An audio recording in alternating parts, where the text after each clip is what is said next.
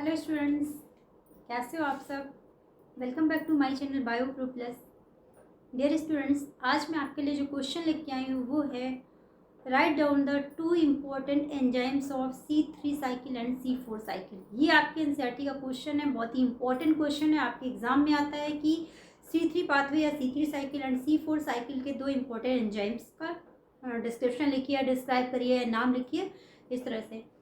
तो टॉपिक को शुरू करने से पहले मेरी आपसे रिक्वेस्ट है, प्लीज़ अगर आप चैनल पे नए हैं या अभी तक आपने चैनल को लाइक सब्सक्राइब और शेयर नहीं किया है तो प्लीज़ स्टूडेंट्स चैनल को लाइक सब्सक्राइब और शेयर कर दीजिएगा। और मेरी आपसे रिक्वेस्ट है, आप अपने फ्रेंड्स को भी बोलिए कि मेरे चैनल को ज़्यादा से ज़्यादा सब्सक्राइब करें और फॉरवर्ड करें, और बेल आइकन को भी पुश कर दीजिएगा, जिससे जो भी मैं नया वीडियो डालूँ उसका जो नोटिफिकेशन है वो सबसे पहले आपको मिले।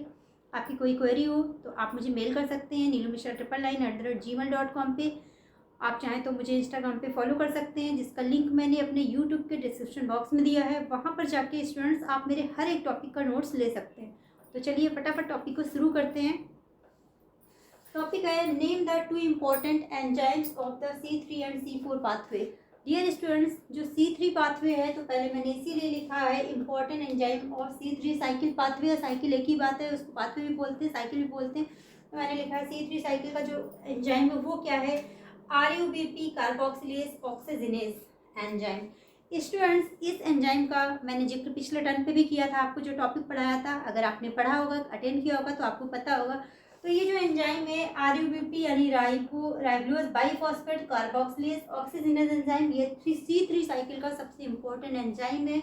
और ये क्या करता है, इसका क्या फंक्शन है, it catalyses the reduction of and carboxylation of ribose biphosphate, जो कि 5 कार्बन कॉन्टेनिंग कंपाउंड है, to form PGA, the first stable product of C3 cycle. Students, जो ये एंजाइम है ये C3 साइकिल यानी कि केल्विन साइकिल में इन्वॉल्व होता है, डार्क रिएक्शन में इन्वॉल्व होता है C3 प्लांट्स के। तो ये क्या करता है, इस एंजाइम का काम क्या होता है, ये रिडक्शन एंड कार्बोक्सिलेशन रिएक्शन को परफॉर्म करता है। और ये क्या करता है, राइबोज 1,5,5 फॉस्फेट से जब CO2 रिएक्ट करती है तो इस एंजाइम के प्रेजेंस में क्या बनता है, फर्स्ट स्टेबल प्रोडक्ट बनता है, जिसको कि PGA बोलते हैं, जो कि C3 साइकिल का सबसे पहला स्टेबल प्रोडक्ट होता है। तो इस एंजाइम का ये काम होता है। दूसरा आपका जो एंजाइम है वो है the important enzyme of C4 pathway. C4 pathway कहाँ होता है, C4 प्लांट्स में होता है। C3 पाथवे कहाँ होता है, C3 प्लांट्स में होता है। मैंने ऑलरेडी आपको difference between C3 and C4 pathway पढ़ाए हुए हैं, और वहाँ पे भी मैंने आपको ये बात बताई थी। तो जो C4 पाथवे है वहाँ का जो एंजाइम है वो कौन सा है, फास्फोइनोल पाइरुवेट कार्बोक्सिलेज, जिसको कि PEP कार्बोक्सिलेज भी बोलते हैं शॉर्ट में। और ये आपके नीट का बहुत ही इंपॉर्टेंट क्वेश्चन है, नीट में बहुत बार पूछा गया है। तो क्या होता है, जो फास्फोइनोल पाइरुवेट कार्बोक्सिलेज होता है ये क्या काम करता है, इसका फंक्शन क्या करता है, ये क्या करता है, ये भी CO2 को फिक्स करने का काम करता है। कहाँ पे करता है, C4 प्लांट्स में। यानी C4 प्लांट्स में जो डार्क रिएक्शन होती है वो C3 से डिफरेंट होती है, और वहाँ पे जो फर्स्ट स्टेबल प्रोडक्ट बनता है वो क्या होता है, ऑक्सैलो एसीटेट होता है, जिसको कि OAA भी बोलते हैं। और ये 4 कार्बन कंटेनिंग कंपाउंड होता है, इसीलिए इसको C4 पाथवे भी बोलते हैं, क्योंकि ये C4 प्लांट्स में होता है और 4 कार्बन कंटेनिंग कंपाउंड बनता है। तो इस तरह से वहाँ पे ये ऑक्सैलो एसीटेट बनाता है CO2 को फिक्स करके। और जो ऑक्सैलो एसीटेट होता है वो क्या होता है, C4 प्लांट्स की डार्क रिएक्शन का पहला स्टेबल प्रोडक्ट होता है।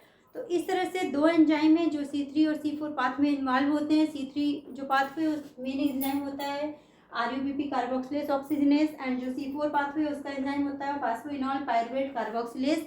और इन दोनों एंजाइम पे अलग से भी कभी कभी शॉर्ट नोट्स आता है। कभी कभी आपके क्वेश्चन में आधे नंबर का क्वेश्चन लिख के आ गया, लिख दिया उसमें describe the RUBP carboxylase oxygenase, या फिर क्वेश्चन आ गया PEP कार्बोक्सिलेज। तो आप ये क्वेश्चन पढ़ेंगे अगर, तो आप वो वाले क्वेश्चन भी साइड में छोटे में आते हैं, वो भी लिख सकते हैं।